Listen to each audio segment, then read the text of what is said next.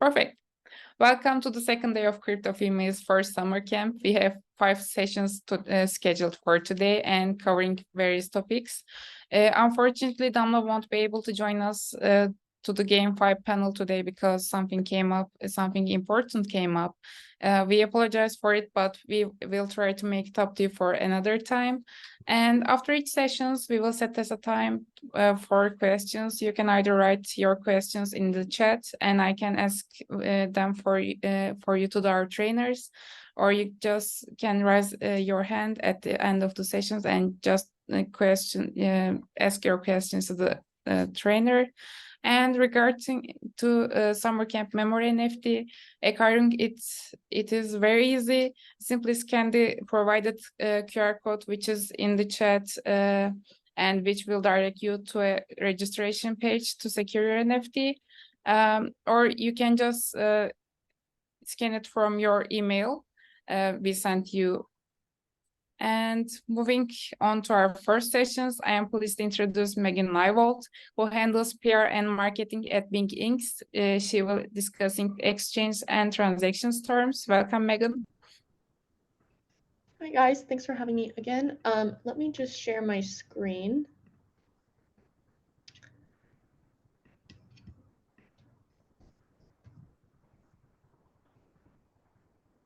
Okay.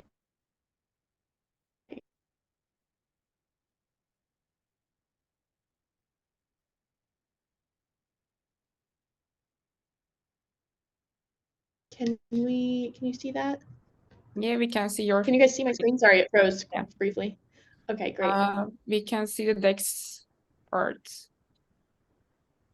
Okay, perfect. So yes, I'm going to, so just as a refresher, I'm with BingX, which is a crypto exchange.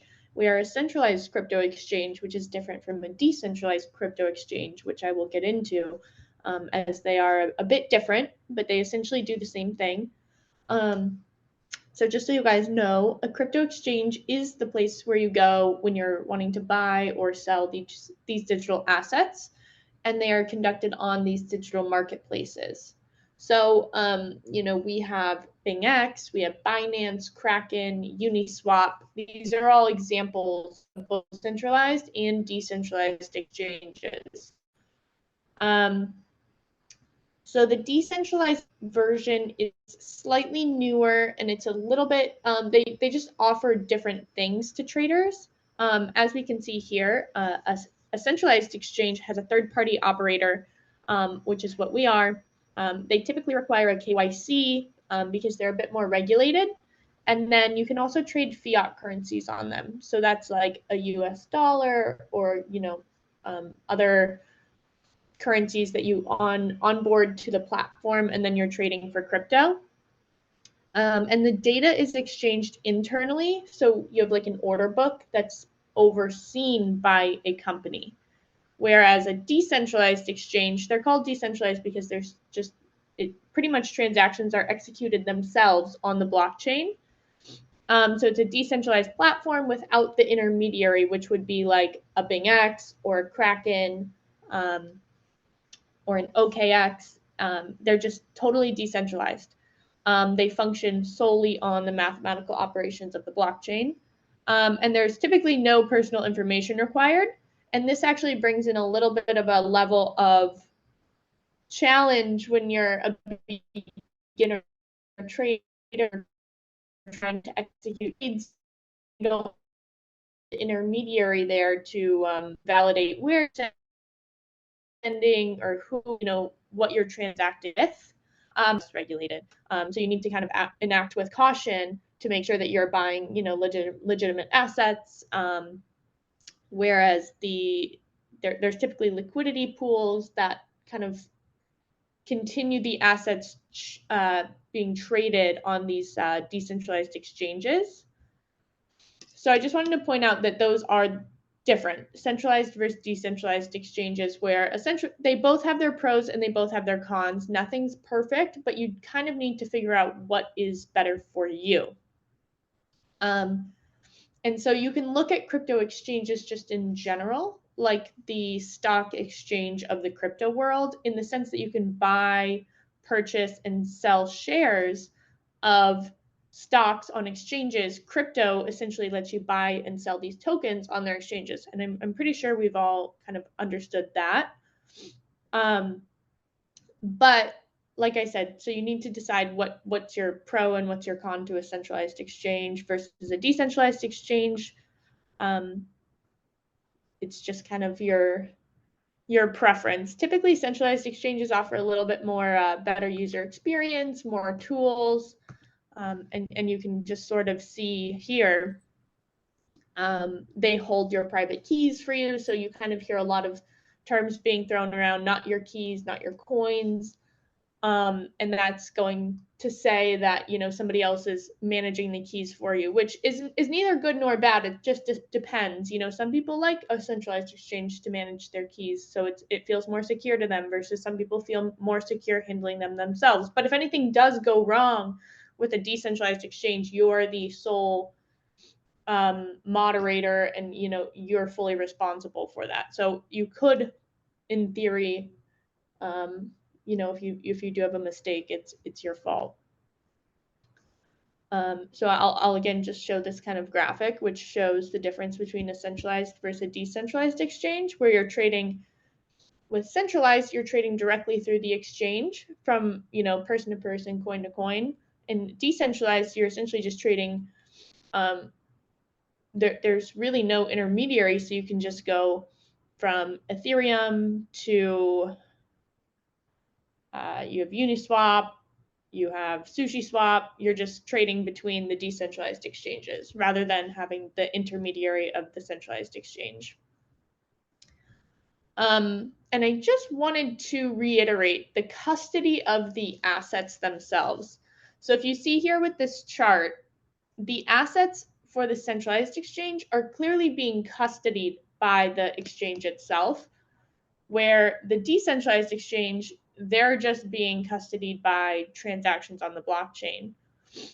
So the advantage of having, you know, somebody manage the transactions means that it's essentially guaranteed by the intermediary, which would be the centralized version.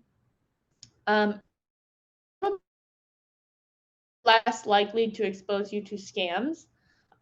Sometimes with decentralized exchanges, we've seen scammers kind of put on projects on their exchange and run away and abandon the project, is kind of what it's called, a ghost, a rug. It happens in the NFT world. And this is nothing that's, you know, crypto gets a bad rap for that, but you need to understand that that's actually happened frequently in the traditional finance world as well, you know, scams. So no matter if you're working with fiat currencies or coins, you just need to understand that there's always going to be a risk. So I personally don't love when crypto gets all of the hate for you know, scamming and that kind of a thing, when it happens, and it's been happening for our entire lives in all forms of currency. So no matter what you're dealing with, you just always need to act with intent and understand the markets and the possibility of people having bad intentions. And that's kind of where people say centralized exchanges are a little bit more secure, because they do audit the projects listed on them. You can't just list any coin on a centralized exchange. The exchanges themselves will do some due diligence. They'll back the project, they'll list the coins, and then you can safely transact. So there's a little bit of a barrier with centralized exchanges. And kind of moving forward as to how it works, you know, this could be a 5-hour lecture on, you know, hashes of the blockchain and organizing different transactions and how they're executed, but I wanted to keep it really high level since this is pretty much beginner. So to onboard to a crypto exchange, you take your local currency, whatever that may be. For me, it's the US dollar, and I put it onto a broker cryptocurrency exchange, where then I have essentially a wallet, a digital wallet funded, and that's where you can convert to, you know, a stable coin. And this is kind of like what they call a trading pair. So then you can convert to the digital asset and begin trading. which is step 2. So you have your US currency, put it on the exchange, and then you're buying and selling digital assets. So you can convert Bitcoin to, or you can convert your local currency to Bitcoin or whatever digital asset you see fit, and then you actually complete the trade. So you have to look at an exchange and say, for example, for me, I do a lot of trading between stable coins and Bitcoin. So I'm trading USDT for Bitcoin, which USDT is less complex in the sense that it's typically it's $1 across the board, right? Where you might be trading Ethereum to Bitcoin, and then you have the exchange itself will calculate how much Bitcoin do you want to buy and how much Ethereum do you want to buy. And that's, of course, the beauty of cryptocurrencies. You can buy very fragmented pieces. You can buy, 0.001 of a Bitcoin, or you can buy 2 Ethereum. So it just kind of depends. And that's the nice thing, is that anybody can trade with any budget. So then the actual crypto trading takes place at step 4. And then you're going to want to go to step 5, which is where you're actually sending the money to your wallet. So, and this is cold versus hot storage, okay? So cold storage refers to bringing your crypto offline from all exchanges. And that's where the beauty of cryptocurrency kind of really took off, is the fact that, we've seen banks collapse this year. We've seen money mismanaged.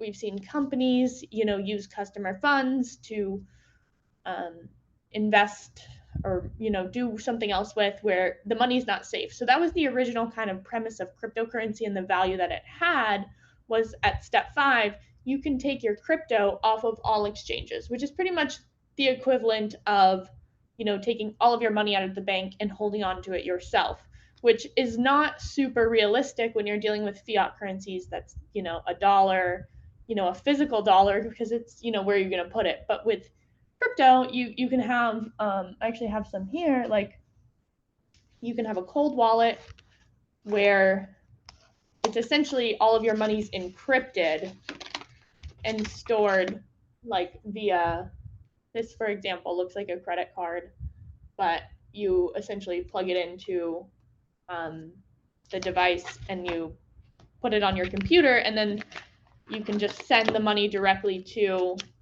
your cold wallet. And this is cold storage. So rather than hot versus cold storage is custodying it yourself, and hot storage is keeping it on an exchange. And that's where people say it's a little bit, they don't like when people keep their crypto on exchanges. I mean, if you're actively trading, that's one thing, but there is a world where you should be taking your crypto off, putting it on a cold wallet, and then if you want to trade again, you bring it back onto the exchange in whatever denomination it's stored in your wallet, whether it's Bitcoin or Ethereum. So crypto really gives you leverage that we didn't have before, in the sense of you can keep track of your personal funds. And that's kind of where we talk about blockchain solutions. So all of these exchanges accelerate trading. The trading process shortens it, makes it much faster. You can use automated bots for beginners on centralized exchanges. You can understand, it's kind of like spot trading, for example, is where you buy or sell an asset at a certain price. So say you wanted to buy Bitcoin at 30,000 and then have an automated bot sell it at 32,000. You would just set those parameters on the centralized exchange. You would buy the Bitcoin, and then you could honestly let it sit if you wanted. That's the beauty of automated trading.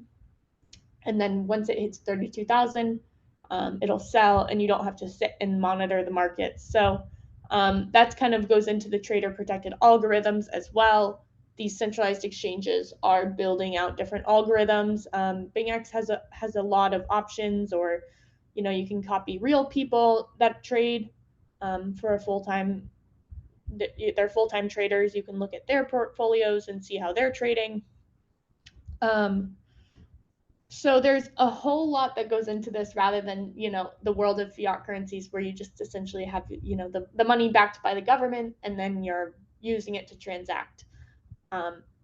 which is more of a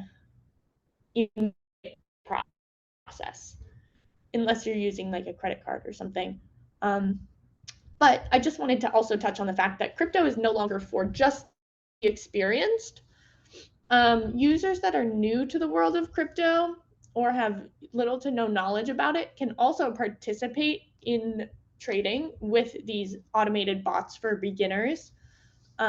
You can use strategies, you can learn, you could even technically trade. I don't know the platform, but there's platforms where you can like trade fake money, where you obviously don't fund wallets, but it's more of just like a practice. You can look at the market, you can look at the charts. TradingView has so many different services, but there is so much to learn as far as trading goes. So I always say beginner traders should look to use like copy trading or social trading services. This way you're understanding, you're not just going in with a blind eye. You have a leader there or somebody who's trained in this process, and you can understand your risk tolerance. If you want to trade with somebody who's more risk inclined, you can do that. There's just so many different resources out there nowadays. And what else? Let me see. I think that's all I had for, yeah, that's all the visuals I had. But the main points I wanted to make was the differentiation between a centralized versus a decentralized exchange. So you guys can understand, you know, where you prefer to trade and what works better for you. Do you feel safer with a company that is going to kind of help you manage the funds, keep them safe, or do you want to, you know, do you want to go decentralized exchange where you have full power of your own funds?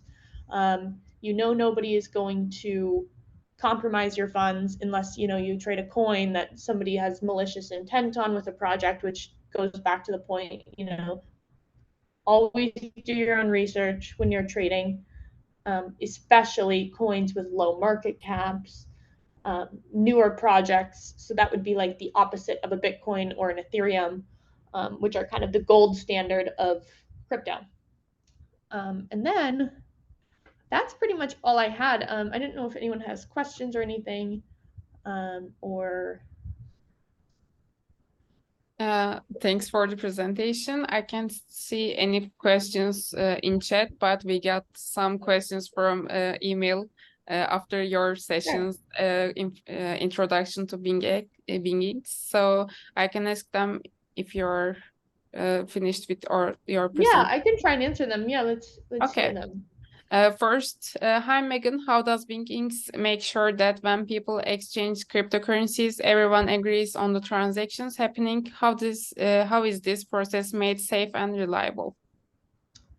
So sorry, can you say that again? Okay, so how is it safe and reliable is one, and then the other was? Everyone agrees on the transactions happening. So that would be, I'm not sure if they mean like a automated trading bot or, you know, something like that, but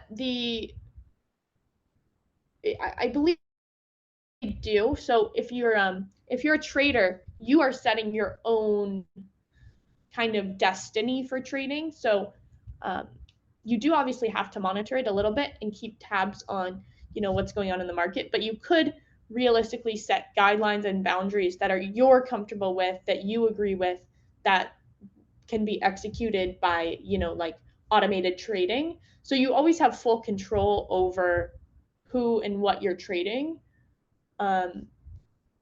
when you trade on BingX. Does that make sense? So the funds are never just managed. And then the second point and how we keep it secure. So we've actually done a few different audits for customers, you know, peace of mind and safety. We've done a few different on our website, and we constantly update our proof of reserves, which is the Merkle tree proof of reserves that shows all of our cryptocurrency is backed by actual the coins themselves, which kind of became really a hot commodity after the FTX collapse, where they didn't have the funds, you know, so customers would try and transact and pull their coins off of the exchange, and they didn't have them there because they were being invested elsewhere. So crypto many people kind of grouped together in the crypto industry and began the Merkle tree proof of reserves audits, which show and prove that different exchanges actually have the assets, which you can see on our website as well for peace of mind. Okay, then the second question. Hello, Megan. I'm curious about Binging's policies for users from countries under US sanctions. Do you have specific rules or procedures in place for users from these countries? And could you provide some insight into how Binging handles these situations? So every country has their own set of regulations, and while I don't know, there's so many countries out there, we work in so many markets. We actually operate in over 100 different countries and regions. So I always say, go on our website and check to see your local country's regulations, and if we probably do operate there, and then you can see the process to trade on our exchange, whether in your region you need to do KYC or if you don't. So I always just say, because I know there's over 100 countries and regions, you would just have to get on the exchange and see for yourself. But we do pride ourselves on having over 5 million users in those countries and regions. So just, I would say, get on and check for yourself at bingx.com. Okay, then the third question is, hey Megan, sometimes using cryptocurrencies for payments can be slow and expensive. Can you tell us how BingX making transactions faster and cheaper for users? What's the secret behind it? Yeah, so this is a little bit more of a tech-focused question, which I do have a technical background, but just in general, like, become because crypto in general, it's funny. As far as like instant settlement goes, it is instantly settled, and there is kind of back and forth on, is it faster or slower than fiat currency? That differs for which transaction you're actually using. So for example, like a credit card, I believe that the settlement is about 2 weeks. So it's actually, even though it feels instant, it's actually a long time. And that's just kind of to paint a picture here. So for crypto, though, all of our settlements on the exchange are when you use a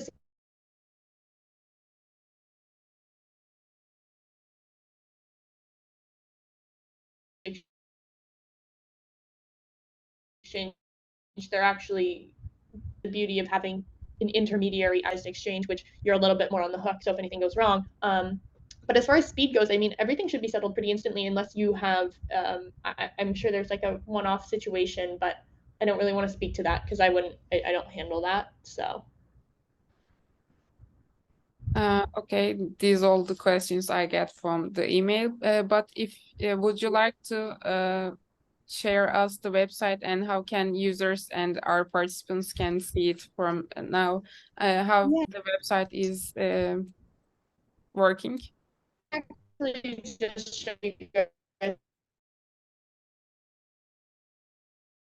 really quick. Read or anything.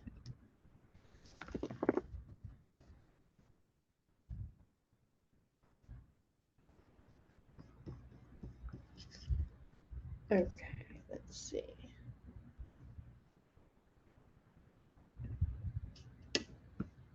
So this is BingX, and you can see here. So we have a different. We actually are going to.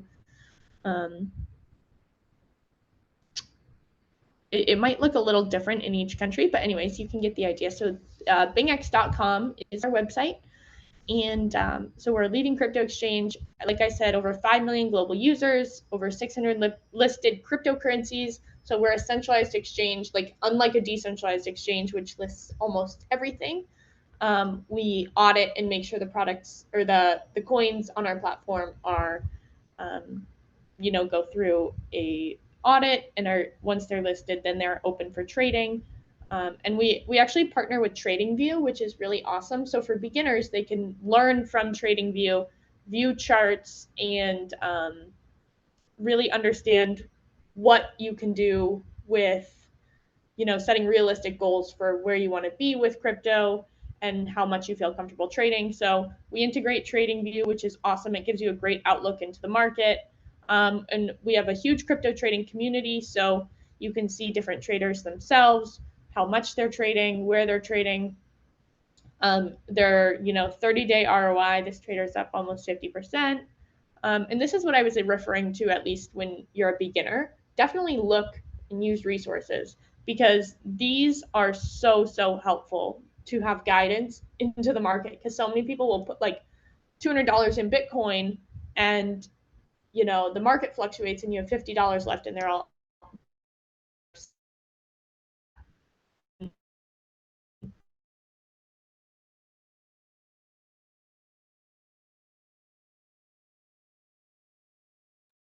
Megan, I you can could have hear looked at your diversifying a voice. portfolio or something.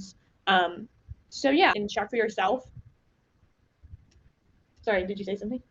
Yes, for a moment, I couldn't hear your voice, so I suppose there's a technical issue, but I can hear you right now. You can Okay. hear me now? Okay. Yeah, okay, I can hear you.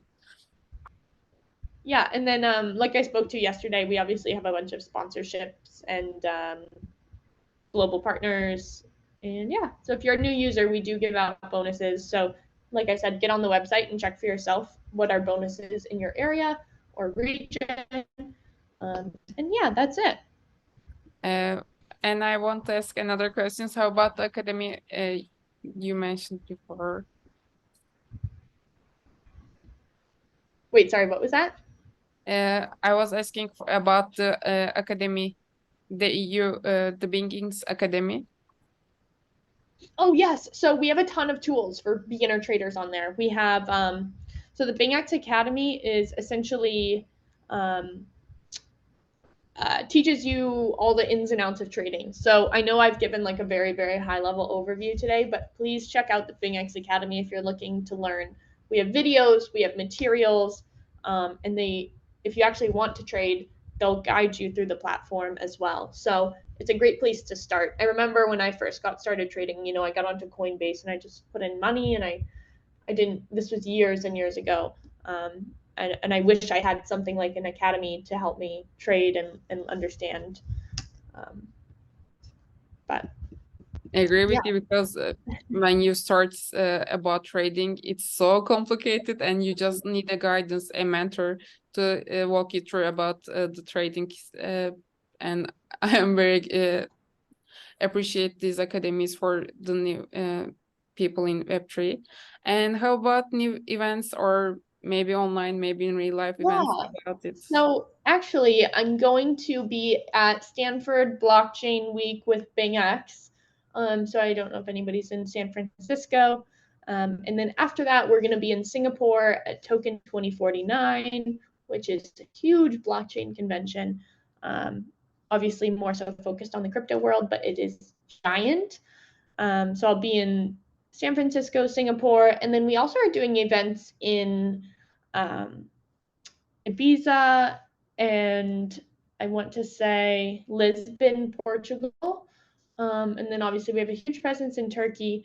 So we actually just did an event there. So I think we're going to have one not super soon. But like I said, follow us on Twitter or Instagram. That's our best bet. Our handles are all verified. So make sure you're following the official BingX.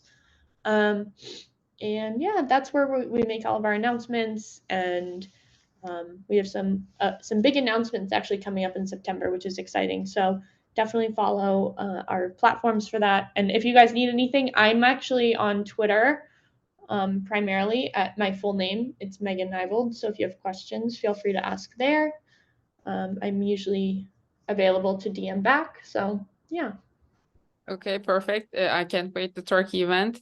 And I would just like to ask you something personal about your career. Like, Yeah. how did you start your Web3 career? Like, what did you studied in college, or after the college, something like that? Can you Yeah. tell So about your story? actually, I studied three things in college. I studied marketing, business, and computer science. So I had 3 degrees, but it was funny because I didn't know what I wanted to actually traditional finance, which was payments.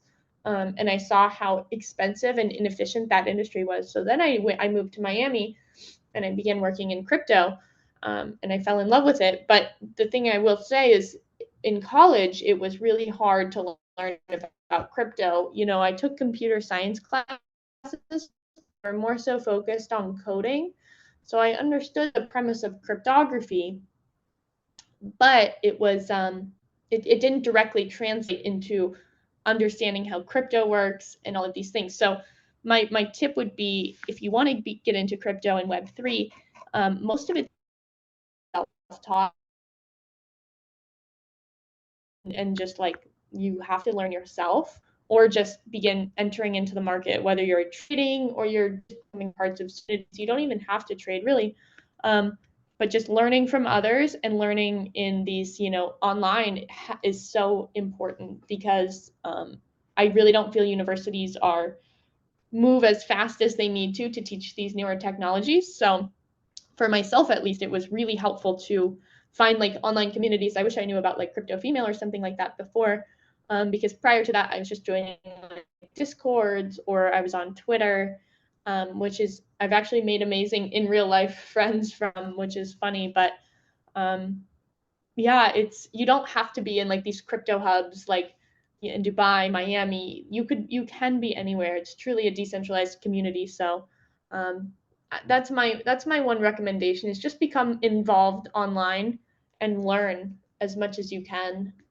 Read as much as you can, learn as much as you can, and don't rely just on like a university education. You really don't need that if you want to get into this. So many talented people I know are self-taught. They're self-taught developers. I leverage more of my marketing side to get into cryptocurrency, which is amazing. So it's such an exciting industry. I really recommend it. I couldn't agree with you, because I studied comparative literature in college, and after that I just get into Web3, and I was at zero, like the bottom of the bottom, and I started learning, like searching it, but it was hard because I didn't know anything beforehand. So I wish I would know the CryptoFemale and events like that, because there's very good for the beginners. And Yeah, thank you for your presentation, and thank you for yeah, your of time. course. Of course. Thank you guys for attending and organizing this as well. It's awesome. Thank you a lot. And I can see you in Turkey, maybe in an event soon. Yeah, yeah, we have a few people out there as well, so maybe it'll be me or them, but definitely we have more coming. Okay, I So, would love to meet you in real life too. Thank you for your time, and we will make an 15 minutes break, and we will back with Laurent from DLT Valley and talk about blockchain security. So let's meet in 15 here. Thanks again, Megan. thank you. See you soon. Pronounce your name correctly. Laurent Strauss from the DLT Valley Corp team from Team Switzerland, and Laurent will be informing us about blockchain security. Welcome back. Welcome again. How are you? Very well, thank you. I think there might be some network problems. One second. Okay, it's okay.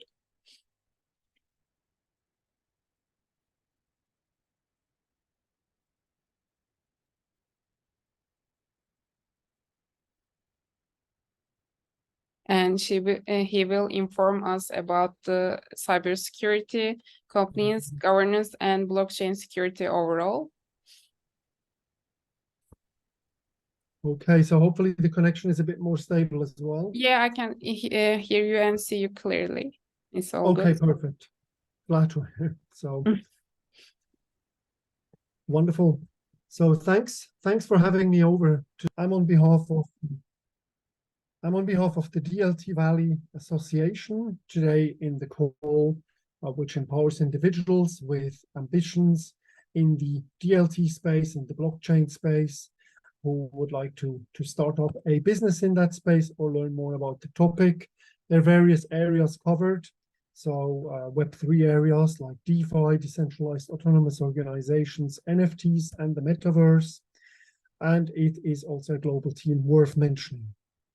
Just to wrap it up, it's an academy of practice and theory where you can actually learn everything about blockchain, DLT, and also how to understand how things go together, including more complex topics, also tokenomics design, etc., etc. So quite vast. So I'll go to my persona. So my name is Laurent Strauss. I'm based in Switzerland, and I'm a chief cybersecurity strategist. It's a bit of a funky title. It's much simpler as it is. I help customers define their cybersecurity strategies in traditional Web2 organization, but also in Web3 organizations across the world. I work for an organization which is called OpenText, is by portfolio the second largest software company in the world, which lots of people have never heard of. So I'm passionate about emerging technologies. I spent lots of time in the blockchain space. So I also did my master's a while back at the Ziggurat Institute. Also like Sahibi from the DLT Valley Association. And I also spent time in neural networks, AI, quantum computing, and all sorts of other emerging areas. I'm also the co-founder of the Crypto Community Switzerland, where we, ironically enough, don't talk about cryptocurrencies, but more likely about the technology, the underlying technology, essentially the carrier of digitalized items, if you want.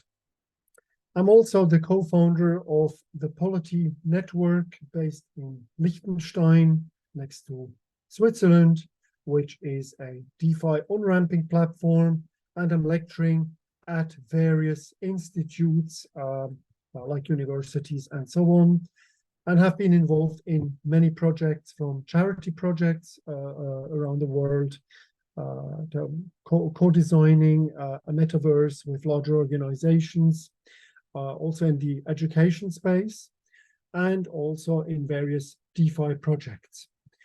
So enough boring topics. So I will be covering the more exciting part, where we will be talking about blockchain security. So what does that actually mean? We will be covering attack vectors. Most important here is to take a step back and think Web2 before you start applying topics in the Web3 environment. So that's why we're talking about traditional versus the new in Web3. So then we'll briefly look at some of the breaches, regulatory impact changes which are happening as we speak in Europe, where some or lots of companies will have to be compliant or comply with by 2024, and also best practices when it comes down to security. So attack vectors. So what is a blockchain? Essentially, a blockchain is a network. Think of it as a traditional network. That's a large attack vector. Then we have actual nodes. So how does a network operate? Well, it's essentially driven by nodes. You need to have nodes to run a network. In traditional networks in the Web2 world, you have switches, you have routers, you have servers, you have X firewalls, and so on, to protect an environment, such environment in a Web2 environment, from potential attacks. Then you have applications which are running on servers. Just think of it more of a traditional way.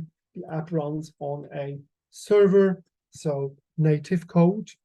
Now there are decentralized applications, which are decentralized apps or dApps, which run directly on a network. So it's a decentralized application. As it says, there are also decentralized file systems like the IPFS. Worth looking it up if you haven't heard of it, the Interplanetary File System, which is used a lot nowadays also to store data.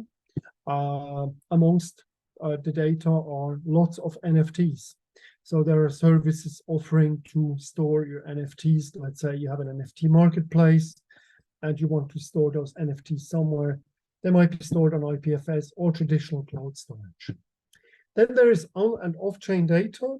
In a Web2 environment, you think typically about on and off-chain data. Now, the chain in a Web2 environment might be called a database.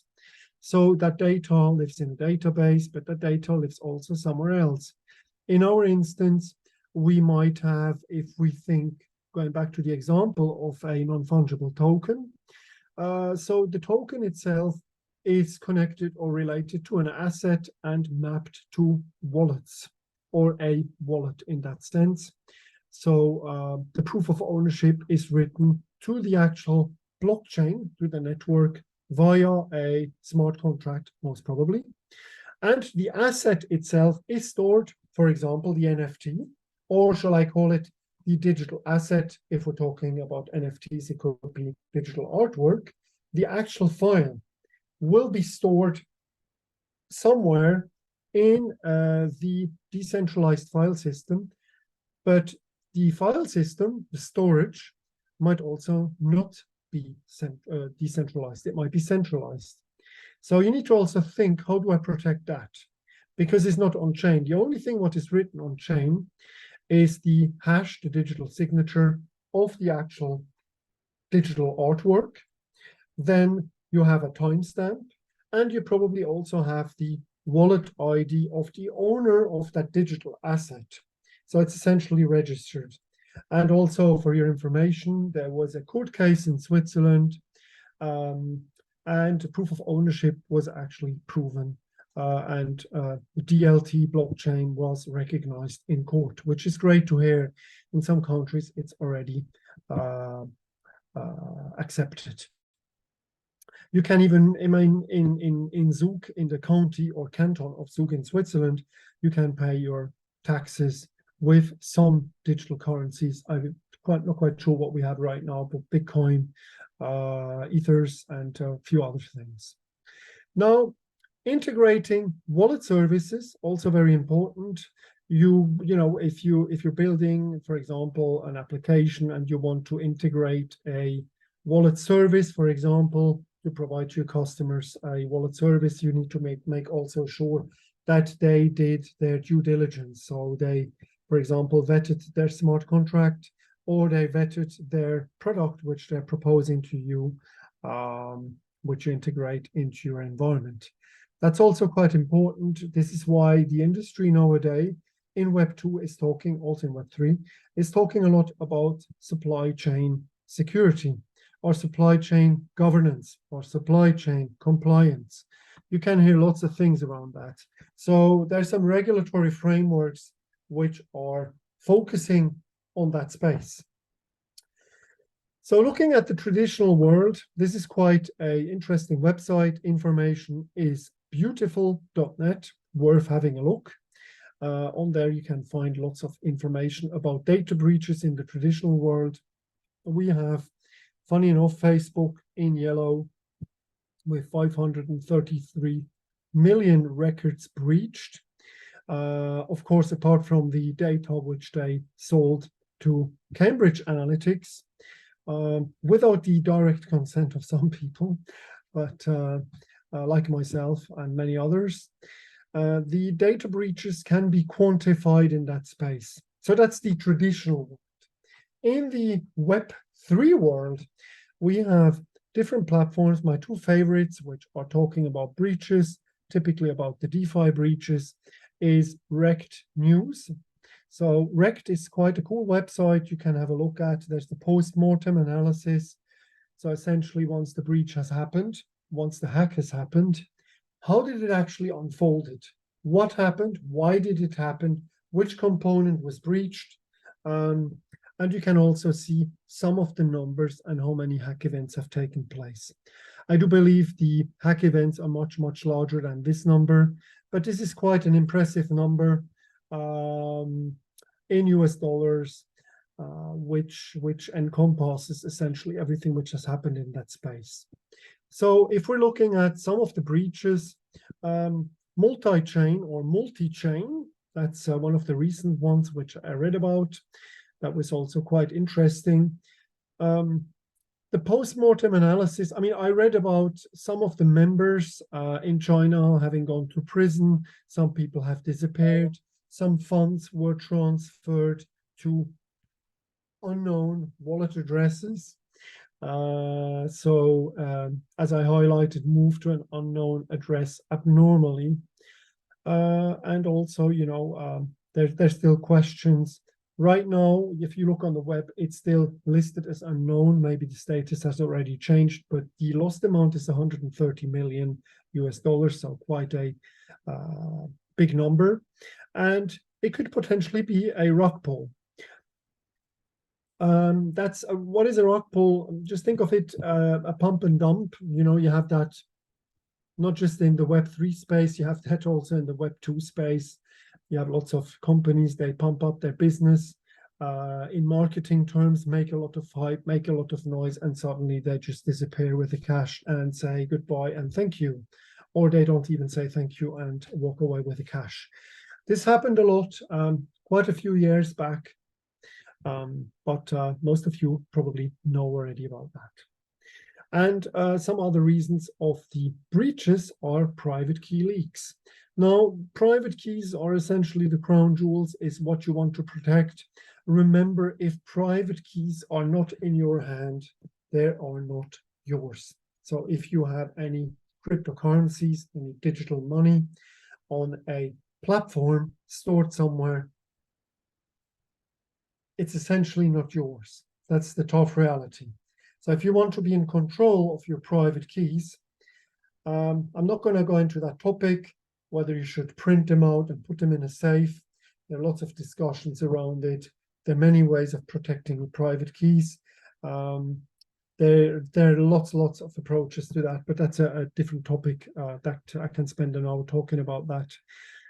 So hackers in this case, they used an exploit, and also again, the account was not verified properly. That was one of the causes where they managed to lose 326 million as a platform. So the wormhole, if you look that one up, you can find out a lot of information. I won't be going too detailed into that, but one of the big ones, if you have heard of Axie Infinity, which is a side chain from the Ronin network, there was an alert, but do you know what? The alert came quite late. It was noticed after 6 days that some private keys had been hacked and stolen, and that there was a loss of 610 million US dollars.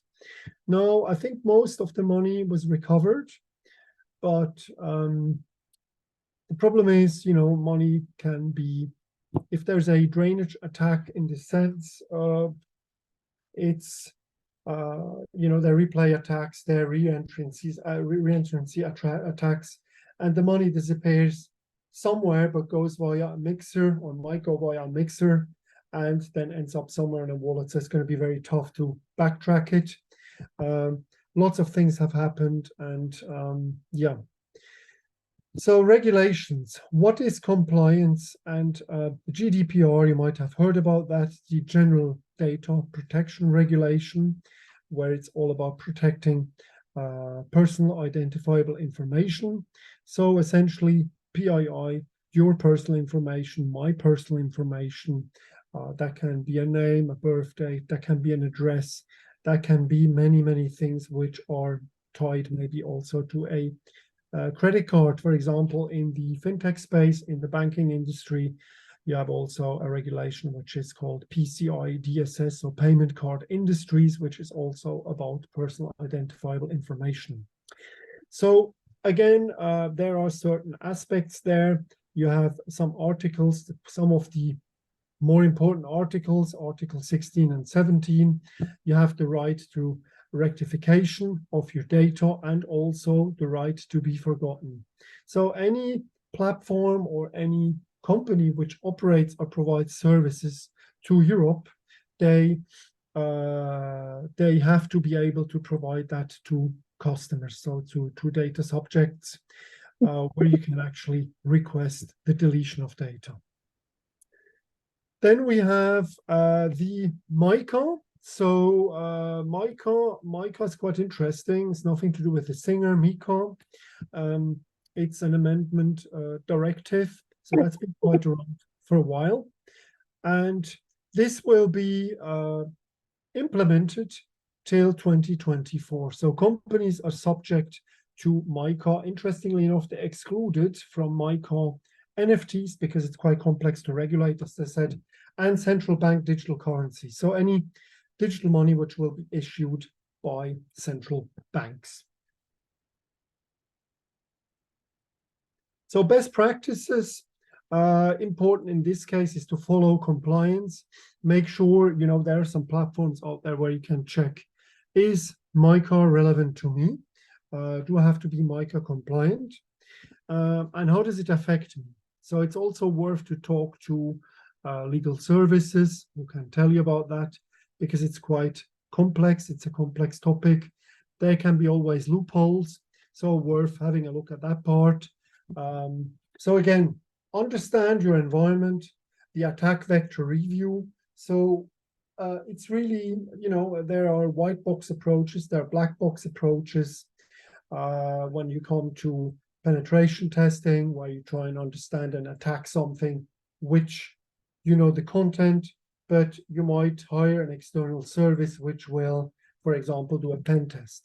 So what is important, if you have your startup in that space, well, there are various areas. If you have a community around it, you can also do a bug bounty. So first of all, you will do an internal code review. If you have your code, okay, you want to go live.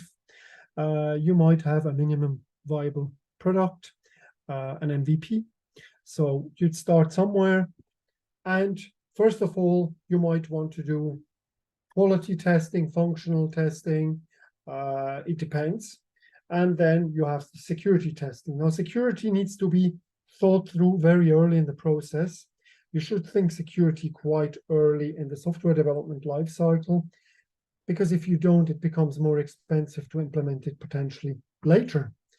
Now, bug bounties are a good stage at a later stage, where you have, for example, people out of the community who are testing it, taking a black box approach, or trying to hack, for example, your application, trying to breach your application for a bounty. So they get some tokens for it, or depending what you have around your community, maybe you have a decentralized autonomous organization with some utility tokens, some benefit token.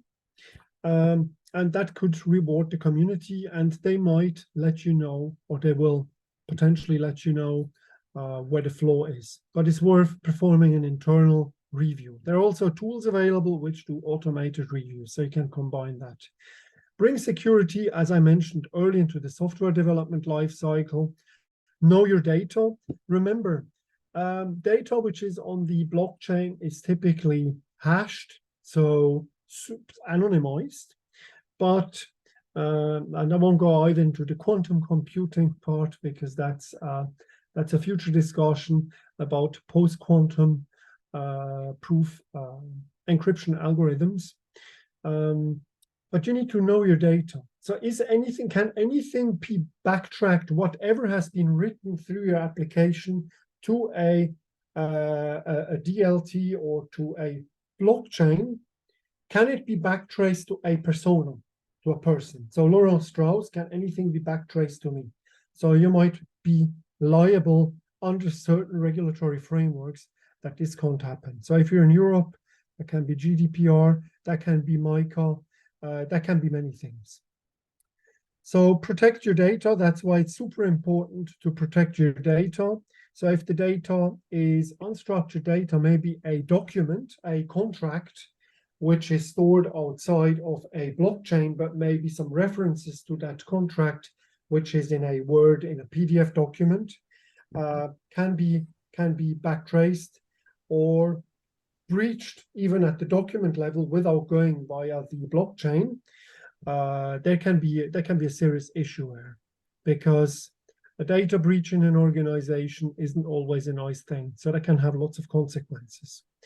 and also worth looking at established frameworks. So some established frameworks, they're good recommendations, for example, how to write smart contracts in Solidity for the Ethereum ecosystem. So you might want to look at Open Zeppelin. There are lots of frameworks available. I put a list together here. So you have a few things available which you can look at. So you have, for example, Consensus. Consensus, they have very good smart contract best practices. Those slides will be shared. I will share it with you after the session. I'm sure it will be mailed to you. And also you have also tools which can monitor smart contracts, for example, for transactions. So if a drainage attack happens to a application, to a Web3 application, you could monitor, for example, are there small transactions going to the same wallet permanently? So you can actually monitor that. Are there larger transactions? So it depends. There are different types of attacks. But you can look at the best practices here, and also NIST, which is used in the Web2 world in classic organizations, which I also put together. And the ISO standard, which we use in the Web2 world, there's 27001, which is typically mapped to anything which is cybersecurity related. Then also compliance.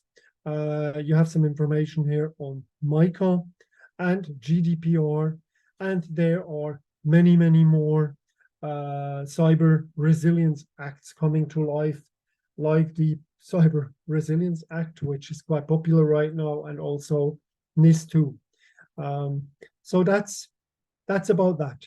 Thanks for listening. I hope it was interesting. I could capture some interest. Worth looking up Rect News as well. So as I mentioned, the slides will be shared, so you will be able to access the resources and maybe look at some of those hacks if it's of any further interest. Thank you so much for the presentations and your time. I just get a questions I would like to ask you if you have time for it. In terms of cold vault and hot vault, which one is safer? And as to pros and cons, what can you say about it? Well, a cold wallet, I would say yes, the assets are much safer on a cold wallet. It's versus a hot wallet. The question is, how quickly do you want to trade your assets? If it's in a cold wallet, yeah, it can be not necessarily challenging. If you're someone who's a daily crypto trader, wants to be agile, wants to be quick, it depends where your cold wallet is stored. If it's in a safe somewhere else, it might be complicated. It all depends on the strategy, but generally speaking, a cold wallet is much safer. Okay, thank you for your time and answering my questions. Great pleasure. Thank you. Thank you. See you next time. See you next time. Bye-bye. Bye-bye.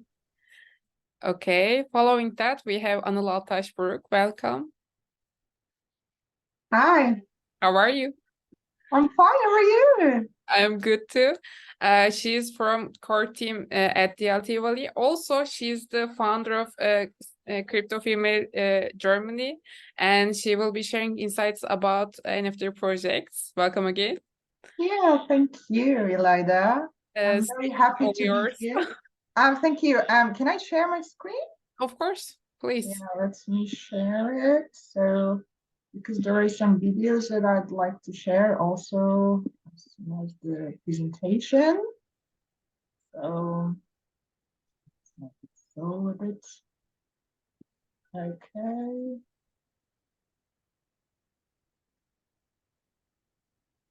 Yeah, I think it's fine. Yes, so, yours. Yeah, thank you. Hi, everyone. It's a beautiful day in Germany for a summer camp. It's dark and heavy raining nearly all day. It's been like that. So, but I promise you that our topic is hot and sexy. So we will talk about NFTs. And to me, NFTs has many female components, actually. Like its creativity, reproductivity, openness, sharing, multitasking, multidisciplinary, etc., etc., etc.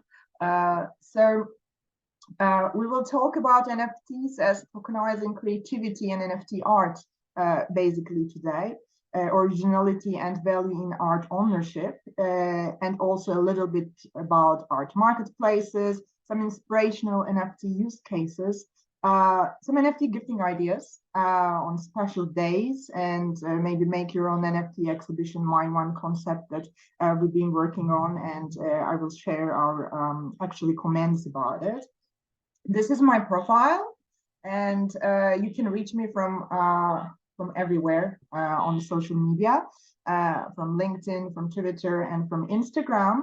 You see those colorful cans on my profile, and that's an NFT collection, so called Breathe With Me. And this collection basically reflects my Web3 career journey, because my partner lives in Brussels, and I was about to go and see him after the first lockdown during the pandemic, and everything was arranged. And then the second lockdown has just started. The day I was about to leave the house, and I felt like I could not really breathe anymore. So we have decided to turn on our computers, talk from screen to screen, feel and create something different. And we thought, if we can't travel to see, experience, and feel our favorite cities around the globe at the moment, okay, why not collect some canned air NFTs? So these unique collectible NFTs, video cards, also there are some moving images, are specifically designed to relieve stress, cure homesickness, and help fighting nostalgia at the time. And you can breathe with me in your favorite city. So there is a humor also inside. So I can show you a bit more about it. Yeah, that's those cans. You can see here. So, so examples of those air canned NFTs include Times Square, Moulin Rouge, Trevi Fountain, Römerbeck or Frankfurt or Biontech. Different cities of the world, and they represent the colors and the humor of those innovative digital art and video cards. Then actually for me, in this chaotic situation, after some breathwork and meditation sessions, the NFTs crypto art project emerged that I've been talking about for a long time with my partner. So the cities and locations have been selected according to the results of a research made with 1,000 people from 40 countries. And the participants have been asked questions like, when everything is back to normal and you have enough money to spend, where would you like to go in the world? So which travel destinations are most tempting for you? So all those digital collectibles, basically,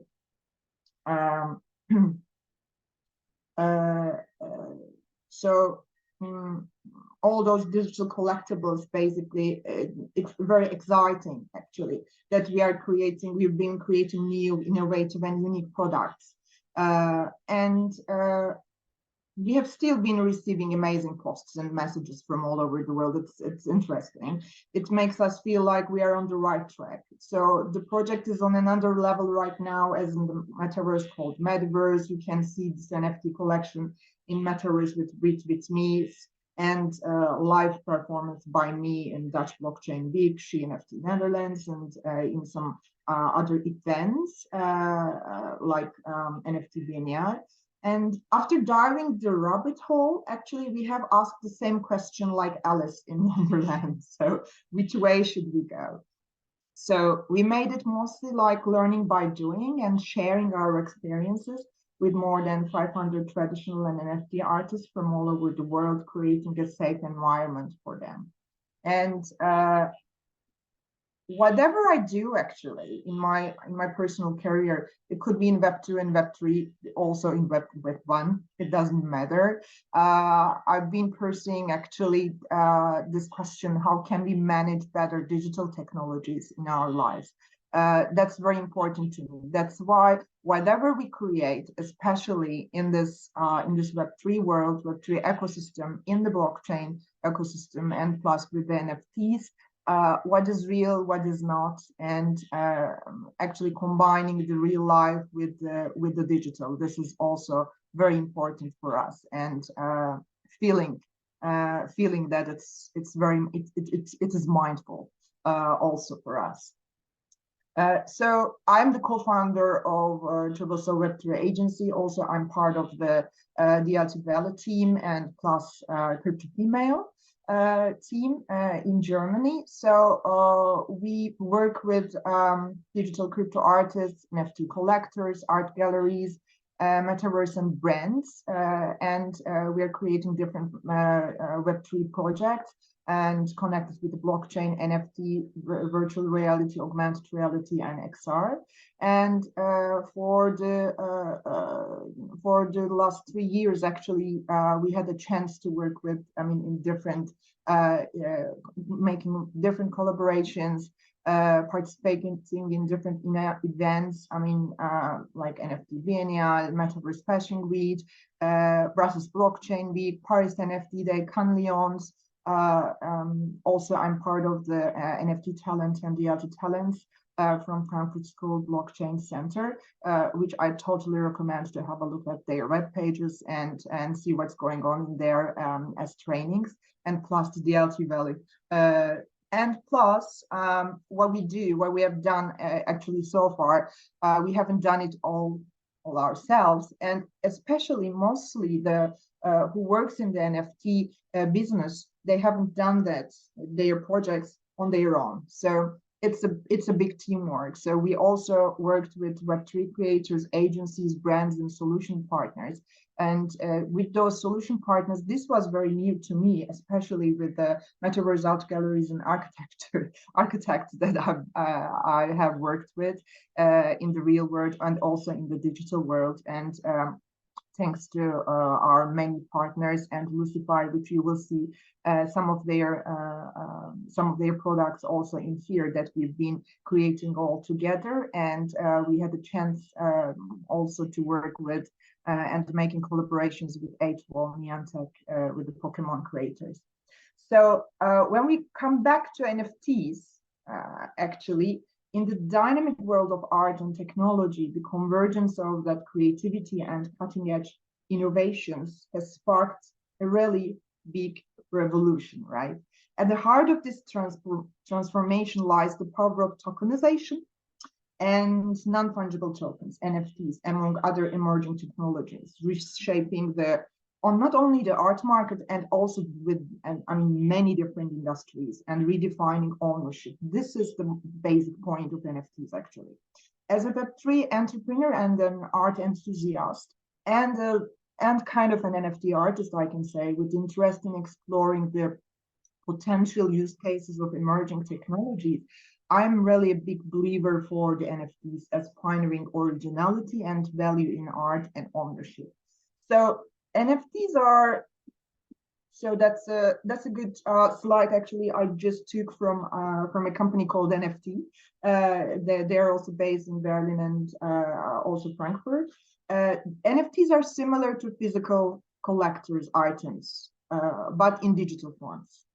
As you have seen in those cans that they're not real, but they're in the digital forms. So in the physical world, the owner of the piece of artwork could hang it on the wall, but with an NFT, you own a unique digital file instead. So you can view this file on your computer screen, laptop, mobile, with VR glasses, or even on a printed paper with web AR technology. So we can say that an NFT is a unique digital asset, but you can think of it as a digital coupon also, in the form of an artwork too, and redeemable value digitally connected to it. So, and this actually, what makes NFTs so interesting is that they are unique digital assets that cannot be directly replaced with another asset. So this explains the non-fungible aspect of its name. So it cannot be replaced. So you cannot replace an NFT. That's why each NFT is unique. So NFTs are associated with blockchain technology, and they are available through different blockchain networks. And NFTs are not just art. It can be videos or video clips, images like GIFs and JPEGs, virtual avatars, music, real estate, collectibles, etc. So there are many applications. So as membership, single access, physical items, auctions, voting, crowdfunding, and even collector's items, and also gamification. So an NFT can only have one owner at a time. So when you purchase an NFT, you will have exclusive ownership rights to it. And that's why each NFT has its own unique data associated with it. So this makes ownership verification and the transparency of ownership very easy to track. But when someone creates an NFT, they can include specific information inside the digital file.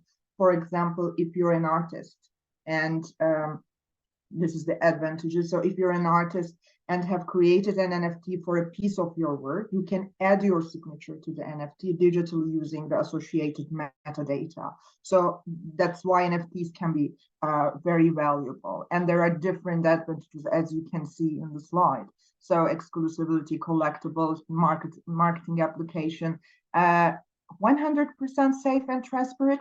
Actually, after Laurent's presentation, I'm not sure about it, and people are also working on the safe side and transparency in with different technologies, which I'm going to show today too. So Mike Winkelmann he's also known as Beeple, made a composite of 5,000 of his daily drawings, and he created an NFT from those drawings and called it Everydays.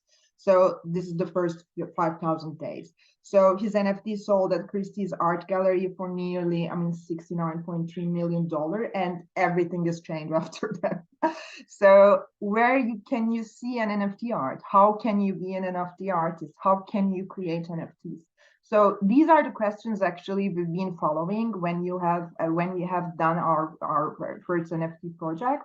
And then we wanted to also to share this information and share this data and share this experience with the other artists of the world. And that's how we started to work with traditional artists, and we made them actually NFT artists in the long run. For years, actually, digital art struggled with the issue of authenticity and ownership. So NFTs have emerged as a solution, providing an proof of originality for digital creations.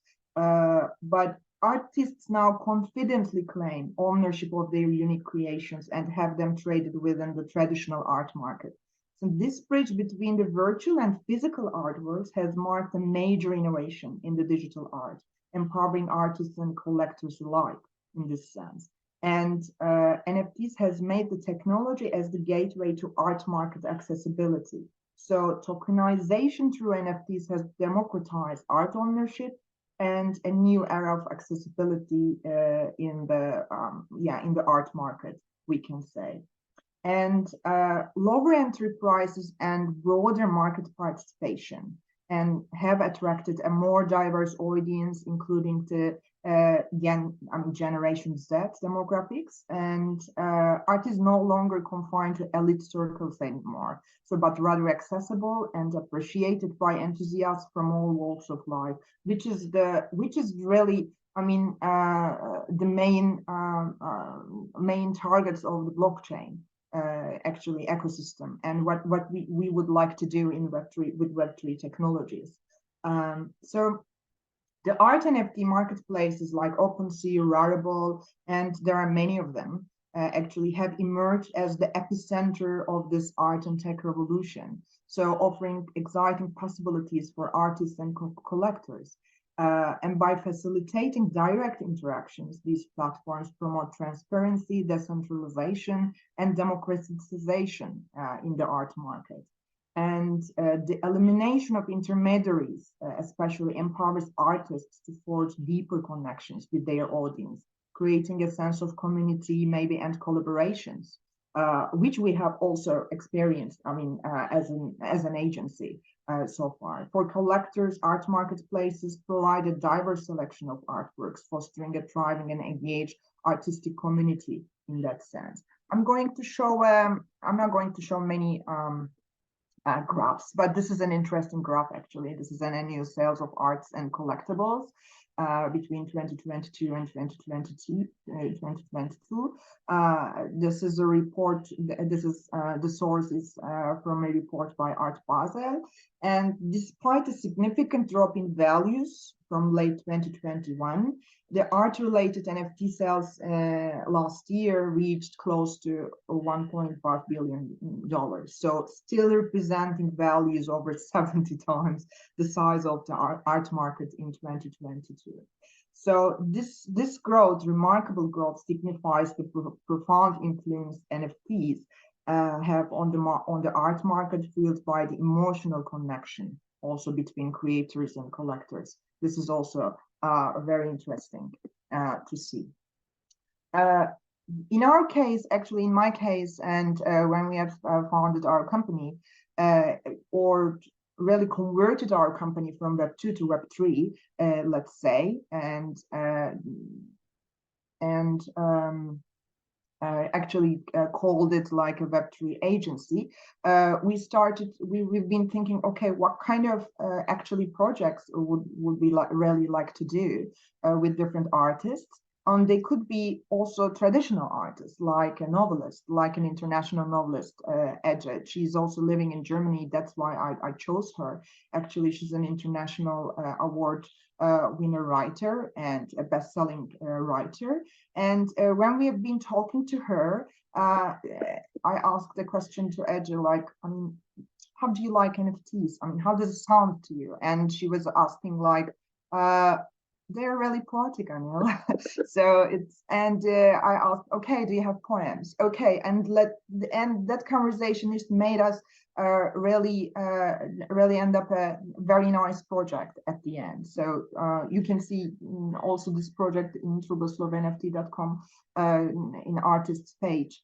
And with her poems and with video art, and also plus with some music producers. So we made a teamwork and multidisciplinary project all over at the end. And proudly, we have actually, this project has been exhibited in 10 different cities and three different continents all over the world. And it was a huge success, actually. So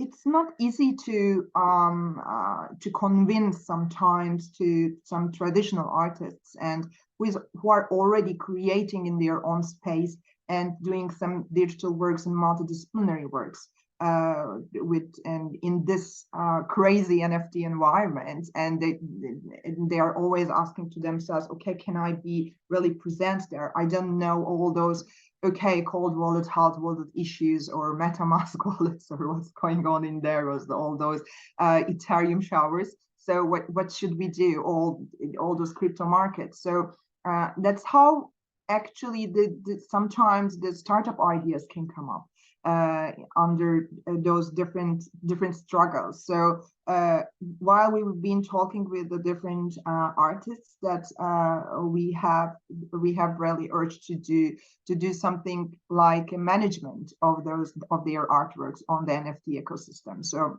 that's how we started to make different projects, and plus representing their work in different events and exhibitions, and make a connection between them as an agent and with the galleries. So this was a very additional business line, basically what we've been thinking to do with the NFTs, other than our NFT, for making our NFT projects and selling it on the NFT marketplaces. So sometimes it's like Alice in Wonderland. Where would you like to go? Or do you know where you want to go in that rabbit hole? The Alice just asks the cat and the rabbit, so which way should I go? So sometimes it's just the process, and sometimes it's just the end, the result. And from my experience, actually, all those NFTs, it was mostly the process and learning by doing them. I loved mostly all those things. And when it comes to what are the different use cases for NFTs, maybe we can also think of. So we mostly talked about digital art because it's easy to interpret and to explain those NFTs in those forms. But it could be sports collectibles, game assets, music, and memes, and even the movies that I'm going to show to you. And so there are many different other options of NFT use cases. So even food that I'm going to talk about soon. So there are many different wearable, fashion and investment, game items, tickets, which is an amazing industry actually for the entertainment business. So it's coming very soon. And even in Frankfurt, which I'm based in Frankfurt, there is a Skyline bar, NFT Skyline bar, that you can see the NFTs of the cocktails actually of that bar. You can own them, and yeah, you can also have part of that community and see one of the main artists that who really produce those NFTs. So there are, I mean, different also cases for the NFTs that using in the real life, other than just only on the digital life. And I think this is the trigger for NFT collectors, and plus not just differing the NFTs from art. Okay, should it really relate it with the art? Should we, I mean, use the artist or follow the artists or for the NFT collections, or what should we do in that sense? So these are the questions actually all in people's minds in those days. So while we are managing those NFT artists, and actually from our experience that I would like to share with you, we have where are we going to show their NFTs? So this was the main problem. So okay, some billboards, movie screens, I mean, different digital screens. So I mean, we used many different forms and formats. And where is the traffic? So the traffic is in the shopping malls. Okay, let's use the shopping malls, restaurants, and plus even gyms and sports halls. So other than, I mean, just in the galleries and conferences, events, some basic blockchain events and summits or art festivals, NFT art festivals, we would like to actually share this experience with the many people all over the world, from all over the world, and many people who are really living in the society, where what they are doing in their real life. Okay, we will be there as NFTs. So to show them, because we also know that, I mean, how many people have digital wallets, and how many people have NFTs in this world. So it's still a little number, but when you see it, when you get, and you start to wonder, and you follow this path. We know this. I know this from e-commerce. I mean, which my background also comes from e-commerce. So when those online shopping started, okay, who is going to buy those shoes or even a lipstick from an online website? So, but it happens right now. So we know that this could happen, and especially for Web3, we also know this is going to happen, and even much sooner from Web2. So we've been also asking the questions. Okay, we have used many screens, and what can be the next? So the user can be the screen. Actually, you are the screen. So it's also sometimes going digital. Like looking ahead, the future of art and tech is brimming with possibilities, with NFTs continuing to lead the way in bridging the virtual and physical art worlds. So this revolution promises to inspire and empower artists, collectors, enthusiasts. And as we journey further into this transformative landscape, and this bridging of physical and virtual worlds is also an interesting aspect, transforming this art and tech experience. And don't think just of art in the sense, it's a Web3 tech experience, you can say, into a holistic and integrated one, where the boundaries between the digital and physical realms blur, offering new and immersive artistic experience. So luckily, and blockchain technology presents ongoing challenges and opportunities for artists to create innovative on-chain experiences. I mean, pushing the boundaries of artistic creation even further. I mean, with the Web3 technologies like augmented reality.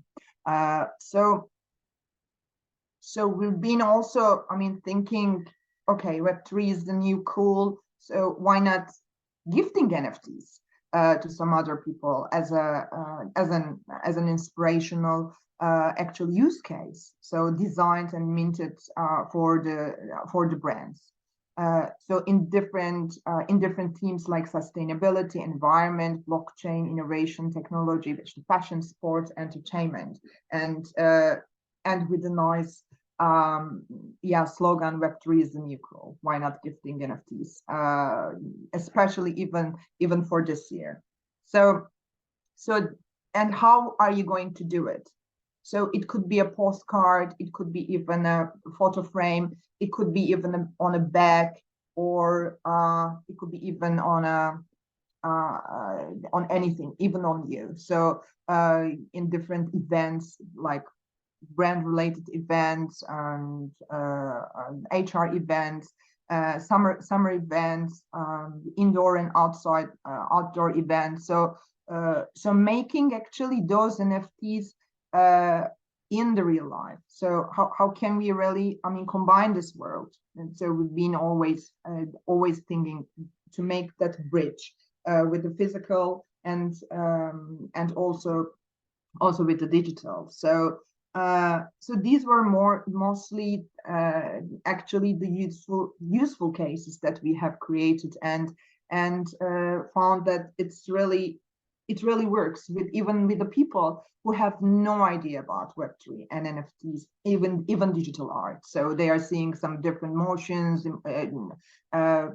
digital, let's say, moving images. So compared to art, I mean, connected to art and aesthetic forms. So the feedback was enormous actually for us. And then the next step, okay, let's make it much more easy for everyone, just with a QR code. And can you make your NFT or digital art exhibitions on your own, anywhere, outside or inside, even in your room, or even in Africa somewhere, or even in a DJ club, or even on an important summit or conference. So we've been also I mean, thinking all those stuff, and we had a chance to work with, I mean, many different international artists like Sarah Main. This is something, a collaboration that we have made NFest at her in Barcelona last month. So because it's very easy also for the artists, and plus for the brands, that just with scanning one QR code and there is no app download. So it is quite easy to do it. So I think it's one of here. So I can show you here. Yeah.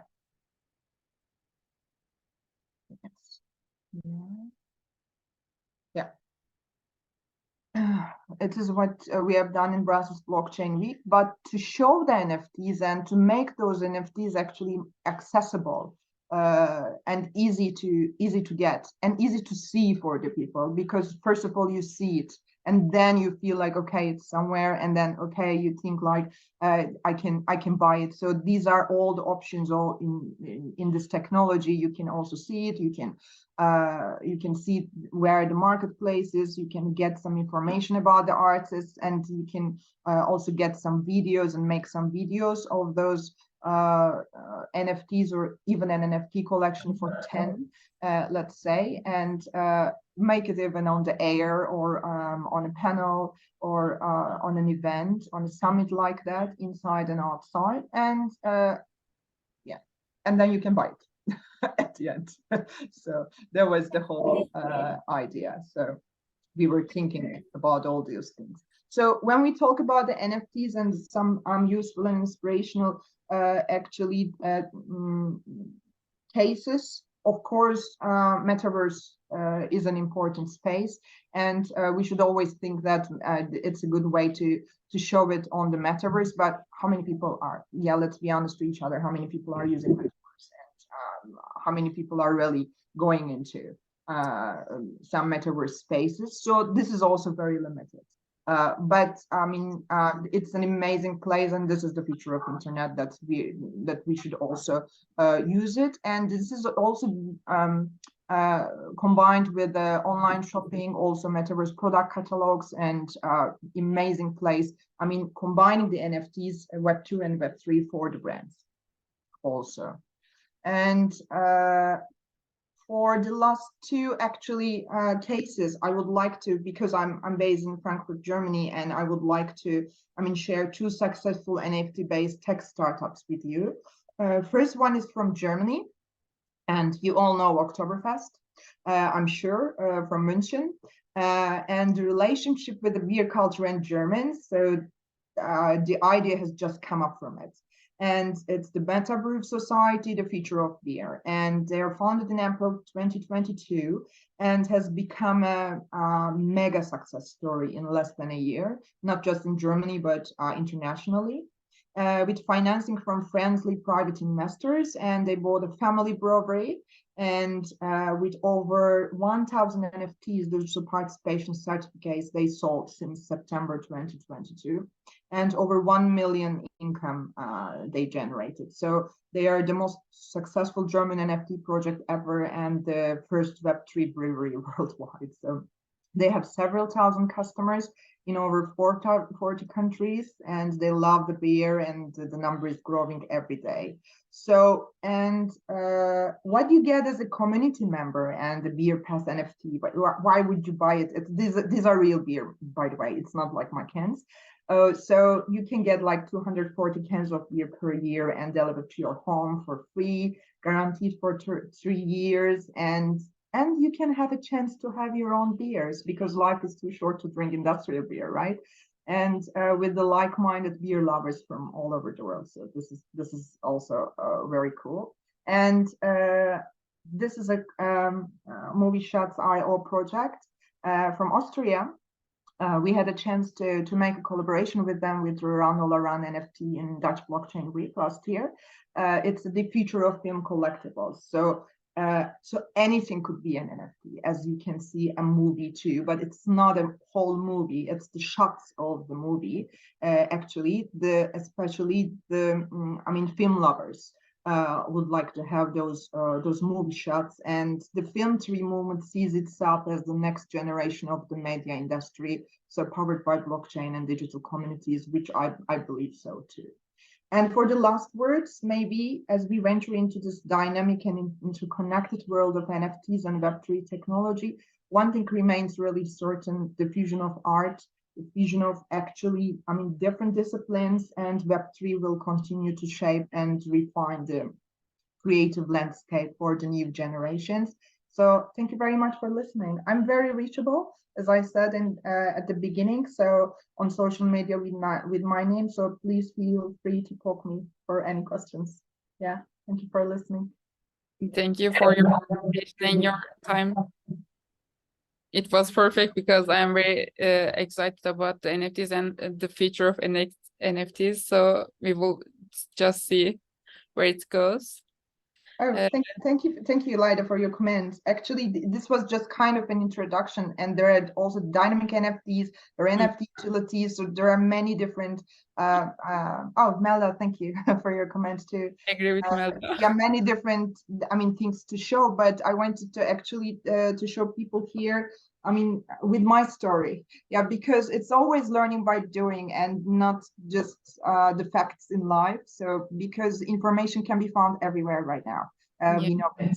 If you're a good researcher, you can find it and you can use it at the end, but experience words, right? I agree with you. Personal insight is much valuable than the information you just Google it in any browser. Personal insights is more valuable. So thank you for your journey and sharing it with you.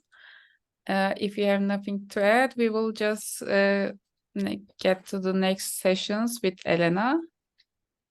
Hello. Yes, hi, good evening. Welcome. Yeah, here is already evening.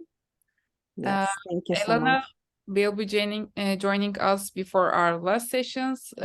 She is the co-founder and the CEO of Being CryptoDAO, Elena will explain her community with us and how you can approach your future in Web3 and blockchain industries. So welcome again. The stage is yours. Thank you so much, and good evening from Kyrgyzstan, from Bishkek. I'm happy to present our story and my personal path as well in Web3. And today I'm going to share experience of Web3 community for women and youth in the Central Asia. And I would like to tell the story of how we can develop our career path in the Web3. And I would like to start with our personal story of our team, because we have three co-founders in the main team, in the board. One of them is our Tatiana Zelenskaya. She's NFT artist, the first NFT artist in Kyrgyzstan. She's actual artist, and now she's moving from digital art to NFT art. And myself, I'm a serial startupper, but since 2021, I have started to be interested into crypto investment, and I did my personal investment from starting from 2021, and I will share my story later. And we have the third co-founder in our team, Varvara Lokteva. She is our investment and communication partner in the board. And really, we started our story with the vision that we need to change something that is going on in Web3 too, because we are coming from a Web2 tech field where I was involved in the building community of female in tech. And I noticed myself that we still having this gender gap in the Web2, and it's transferring from Web2 to Web3 as well. So we have a lot of people, actually women and youth, out of Web3 for the moment, even though that the average age of Web3 participants, it's around 32, 34 years old. But the red generation, especially in our part of the world where we are struggling with materials in Russian or in local languages like Kyrgyz, Kazakh, and Uzbek languages, so and other Central Asian countries' languages, we decided that we need to change this with good education, quality education, with focusing on female and youth, and generating more Web3 startups and helping women and youth benefiting from it. So our story actually started from sad stories as well. How you maybe noticed in Web3, there are a lot of people that, first of all, they have their first introduction with Web3 through crypto. And most of them, they unsatisfied or lost their passion, starting from first losses in trading or spot investment, especially during the 2022. So, but in 2021, when I started to trade myself and invest myself, I noticed that there are other several problems. And one of them I already mentioned. It's about that we are having the tremendous gender gaps in Web3. And at that moment, it was just 5% of female who were actually involved into the Web3 field or investment. And in our part of the world, or in patriarchal mindset and mentality, we see that a lot of women, female youth, they have a lot of fear and low esteem because of stereotypes and tension from their environment. And additionally to that, we have no localized content about crypto, about Web3, NFTs, metaverses, and etc. So we have these problems, and we are trying to solve this problem with our DAO in our country, in our region. And coming back to the my personal path, starting from spot investment, in 2022, I started to do crypto trading. And this year, I started to be mostly focusing on Web3 technologies, on metaverses, NFTs, and artificial intelligence. So I can say that the previous speakers today, they were saying a lot of things about cybersecurity, NFTs, crypto. And I would like to, with this slide, to show you how it's actually unite. We are going to live in the environment or in the world of where Web3, metaverses, and artificial intelligence, they will be united. And the transaction between this world, it will be NFTs, our avatars, of course, we are, and digital currencies. So we are seeing a lot of elements. They kind of for us separated, but in general, they are going to be united somehow soon. And if we'll have a lot of or more female and youth in the this world, in the Web3 world, and metaverses and AI, dealing with AI, understanding all these technologies, we are going to have this united understanding and, of course, implementation and usage of all these together.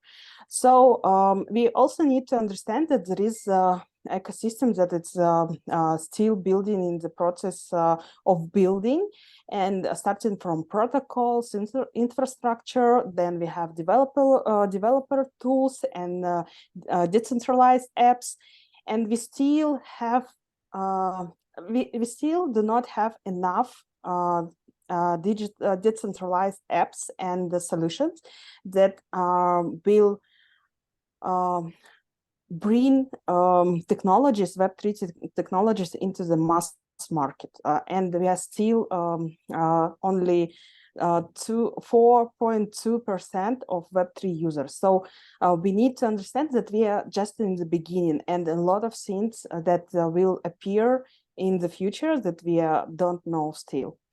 So summarize this all, I started to build my vision of what is actually Web3 career path, how it can start, how it can continue, and how it's actually can be integrated into each other. So I can say from my personal perspective that starting from spot investment, I realized that it's something that I need to deep dive in, and I need to understand a lot of things happening with just spot crypto investment. Like, okay, what is a long-term portfolio? What is cryptocurrencies? How I can decide in what to invest, and how I actually need to combine my portfolio itself.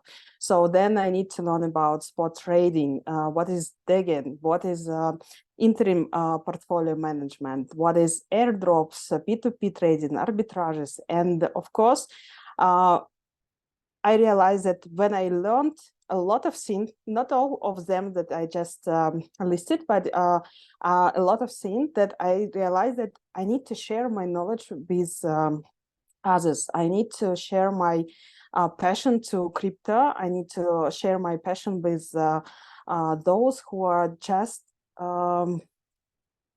having fear, having negative experience, and having nothing in an idea of what is actually Web3 and why it's crypto is so in hype and trending.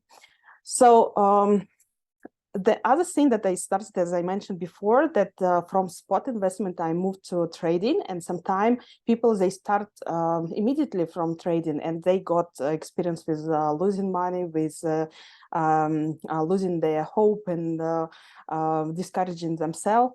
But in trading, we also have something to learn, and to learn deeply, to understand it. I mean, not just trading with any financial tools, but crypto trading.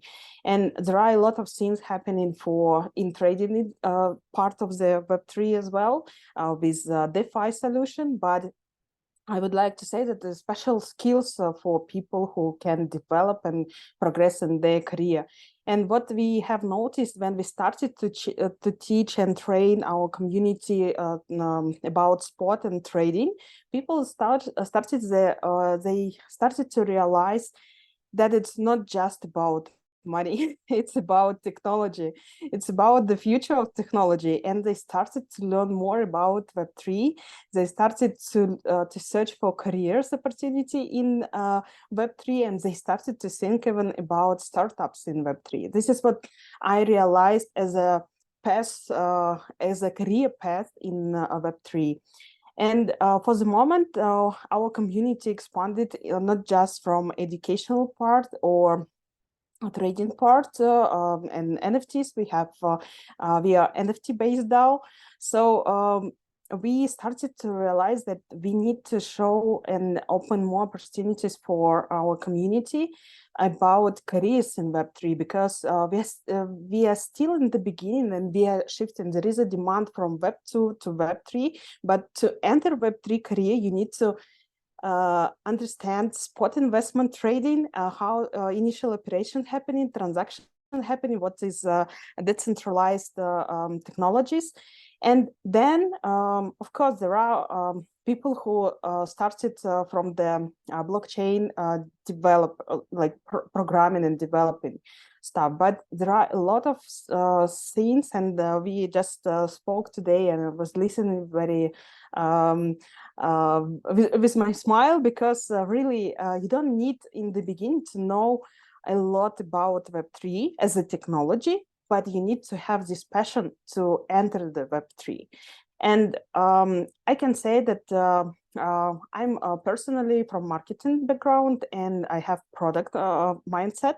So I started from product part, and now I'm moving into creators part, because I'm a part of NFT talents program of Frankfurt School Blockchain Center.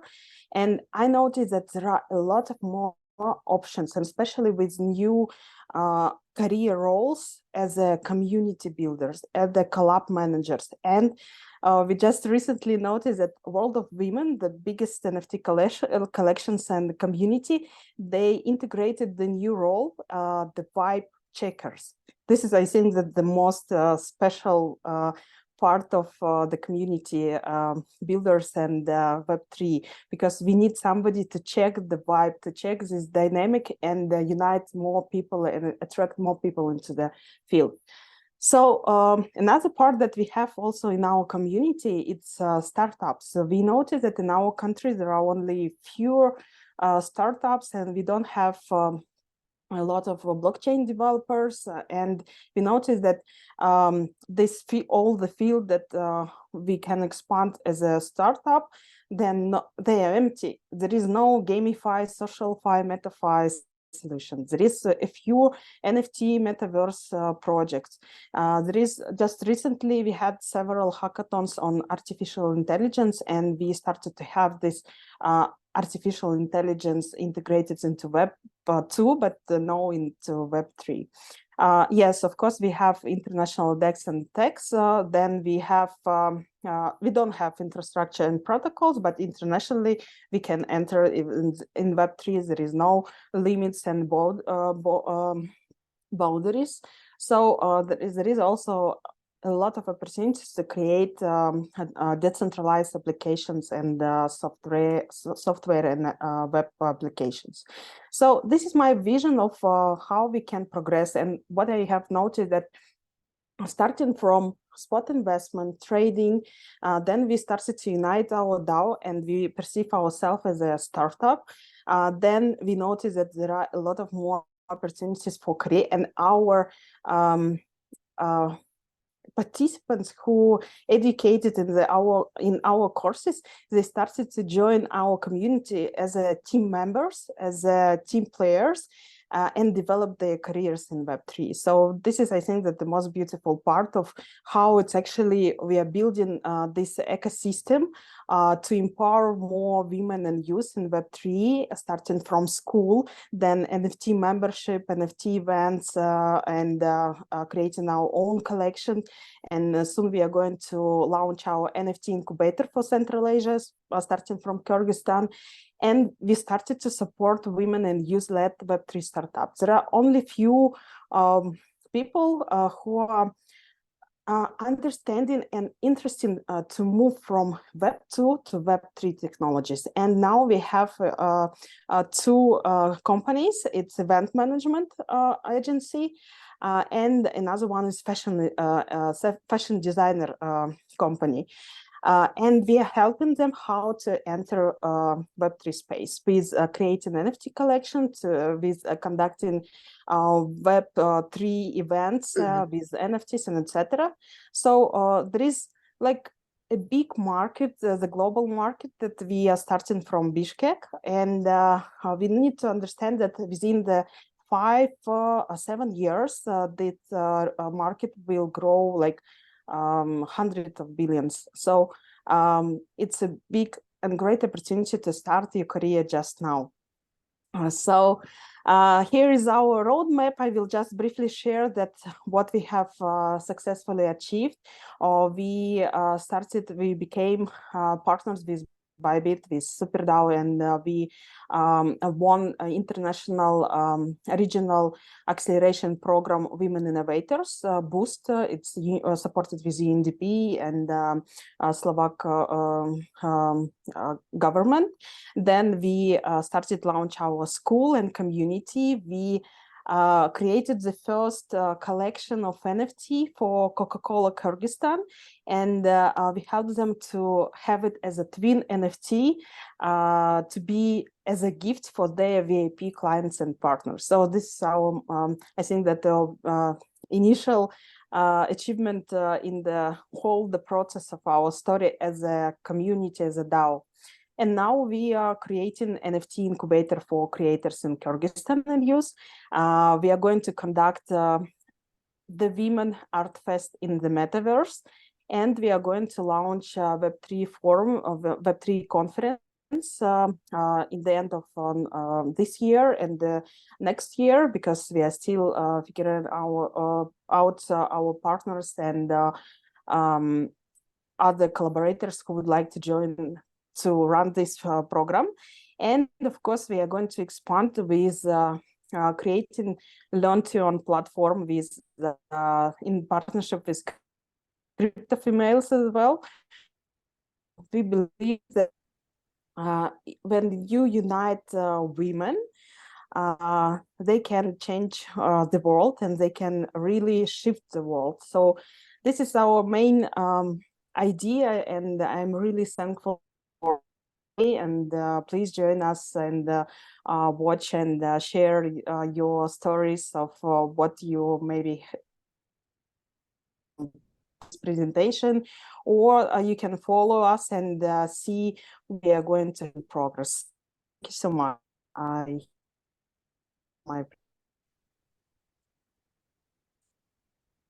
Thank you for your presentations. We would like to get in touch more, and we would like to grow as a Wayne Crypto DAO and CryptoFemale. Thank you for your time, and thank you for your presentations. And see you next time. Yes, thank you.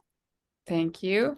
And yes, if you have some questions, I can just answer them, or I can I checked the chat, but I couldn't see any questions. But if someone would like to ask directly to our trainer, yeah, thank you. guess. I suppose there is another questions. Maybe everything was so clear that no one has any question. Okay. Our final sessions for the summer camp will be held by Asel Nurumova. Hello, Asel, can you hear me? Hello, yes, I can hear you. Perfect. Sorry, I couldn't know how to pronounce your last name. That's all right. I go for sometimes with the name Asel Nurumova because it's just long. Okay. She's co-founder of Bloom Agency, and we will dive into the topic of Web3 branding, and stage is all yours. Thank you for your participation. Thank you. I'll have a lovely colleague of mine, Allah, who will be helping me to share my screen. So I would like to start. Your screen. Yeah, you can see it? Yeah. Great. So hello, everyone. My name is Asel. I'm a co-founder of Bloom Agency. I'm a co-founder because there are two more founders of this agency. So I'll be the one that represent the brand today. So I would like to start with the topic of today's talk. It's going to be Web3 branding with strategic marketing. So next, I would like to go for, I call it like a quote of the branding. And it just represents the whole ecosystem of branding, I would say, within the Web3. So the goal of branding isn't to attract everyone. It's to attract the right people that resonates with you and your brand. So today's call is going to be mainly focusing on those right people, how to find them, what to propose to them, and so on. So next. I would like to get a step back into the Web2 era and what we know of Web2 branding and marketing. Well, Web2, it's a current state of the internet. It's 21st century internet application development that we know of. And it just had transformed us into digital era as that we know of. I call it a so-called aftermath with the dot-com bubble. So what we know of it, it's platform-centric, but with the limited user engagement. It's a centralized control, but with no data privacy. And I pointed out here traditional advertising because, of course, a lot of Web2 branding created a foundation that we lean on and use in Web3. But can we apply it in Web3 now? Not all of it. So some of it comes a bit primitive to us or traditional. So that's why we go for Web3. Next. So yeah, we're here to say hello to Web3 branding. So what makes Web3 branding so different? I pointed out a lot of key takeaways here that shapes the Web3 branding. I would say I would start with the community first, because people were not putting that much effort into it. They were not putting that much understanding of the community within the whole customer service, with the customer experience, where people own the sense of ownership. Like an example of what we see of, I mean, let's say Netflix even. At the same time, people have privacy. So a lot of stuff not getting disclosed. So what we see within the exchangers with the KYC and so on. Influencers stepped in. They shaped the whole branding marketing as we know of. Without them, we can't think of how the information will be transferred from one another or through social medias as well. Events got bigger and bigger. We have so-called bro culture where people invite each other to different podcasts, webinars, and just motivate each other and push each other so their voice getting heard. And that's what I think it's shaping the Web3 overall. Next. However, there is a downside as well.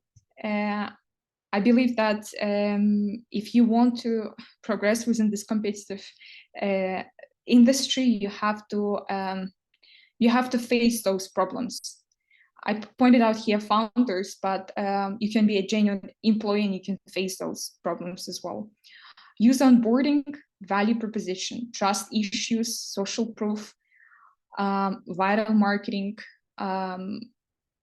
it is competitive. You have to go through different channels. You don't go just one way. You think of various of different tools you have to use in order for your voice to be heard.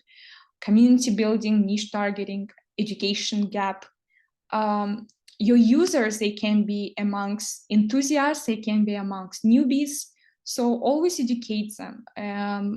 Create a sense of connection with people. People in general, they really like to learn new stuff.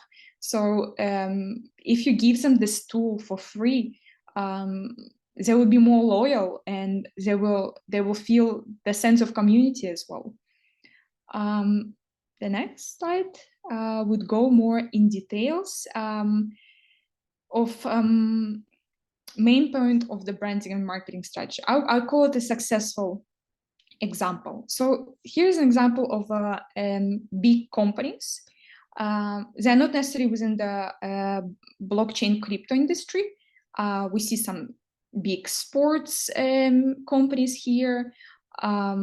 So what I wanted to show here is your right people can be amongst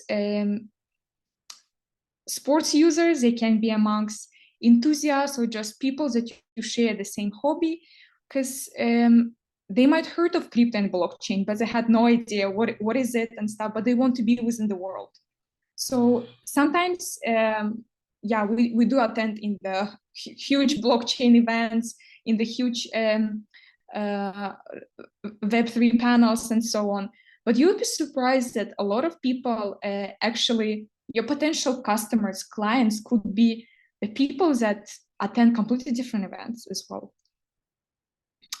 So that's why I pointed out here, like newbies or enthusiasts. What I mean by newbies are those people that they not necessarily understand your products that well, but they need of you. They need you and you need them. So you can create a partnership so both parties can be in win-win situation. Enthusiasts are the ones that they understand your product very well. They're in the market, but they don't know whether you exist. Just wanted to pinpoint that point. Next. Here is just an example of strategic failure of branding. I took an example of one huge company. I would not give an example because I don't want to shadow them or like. So I just found out that they're using very polished and beautiful slogan words like world's leading cryptocurrency platform, our vision, our global team is huge, and so on. So I always advise to my clients and just customers in general, the more personalized you would be, the more people will trust you. And they don't know who are you, they don't know your brand. So the more transparent you are up there, showing your team, employees, just general social media stuff that you do day to day, even it's not necessarily should be related to what you do. It can be just team building and so on. It just creates a sense of connection, because all of us, in a way, like behind the screen, sitting up there and barely seeing each other face to face, apart from like some events. So just create the sense of like, I want to show people how my day-to-day goes. I want to show to the people, to let them know how my team are, and so on. Because people, your clients, as how I understood it, they would understand the same way. They're smart, you can't really surprise them with beautiful slogans and beautiful pictures as well. So be a bit more transparent, I would say. The next slide is an example of a psychological and marketing tool that's been used in various different industries. It's called paradox of choice. So the story behind it is basically you get more satisfied when you give limited of number of choices. So the sweet spot. People get more to the point and get less stressful. I'll give you an example. When you go to the restaurant and order a la carte menu, people would be more quicker with their choice and very quick with their answer, rather than you're giving them 50 pages of of various starters and mains and desserts. So same in business life as well. Focus on the area of your expertise. Don't give them a list of things that you could provide, whether it's product or services. Start with limited, and you'd be surprised how diverse you could go with those limited choices. Next slide would be, just an introduction of a bit of a Bloom and what we do. So within the Bloom agency, we try to focus on what's essential. And we try to foster partner growth through high effective marketing strategies. As how I showed the examples of paradox of choice, we also have 3 different services. They are media relations, affiliate influencer marketing, and events management. So it's, to be honest, it's starting from building up strong relations with media outlets to curating captivating events, up to leveraging influential affiliates and influencers. We try not to limitate person what they want, but there are 3 founders within our company, and we just wanted to focus on what's our strongest point. So Hello. Hello, yes. Hello, Nurdan, do you have a question? Hello? I suppose there was something technical issues, but I don't think any questions are. Right. Sorry. No worries, it's fine. So what I want to say here is just we have the knowledge to drive your success. And the next slide would just show you like just in deep I wanted to go, what makes us stand out or different. We've been in this industry for 5 years. We've been working for a huge company before. So we, the 3 of us, the 3 founders, we experienced the team within the Web3 space and work with various of different brands in the industry and beyond. And 30 plus huge companies that we work with, 50 huge influencers around the world, and 100 and plus huge biggest events and conferences in the crypto space we participated. So what I want to say here is we just try to make things more efficient, and we try to make things more down directly to the main point. You would just save your finances, you will save your time, instead of hiring 5 to 10 people into the one job, and we would be the bridge between you and your end user. I put up here as part of the solution, we know what works and what's not, but your return on investment can be high.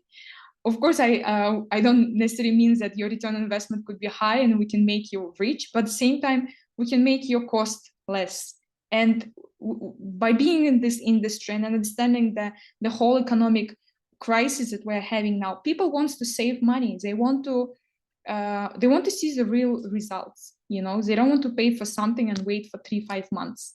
So we, in a way, are like fast track a bridge that provides that. You know, so instead of you waiting for the long answers for a particular partner or a particular event, we would just make it way more easier because they know us, they trust us, and we will just help you to address your message to the right people.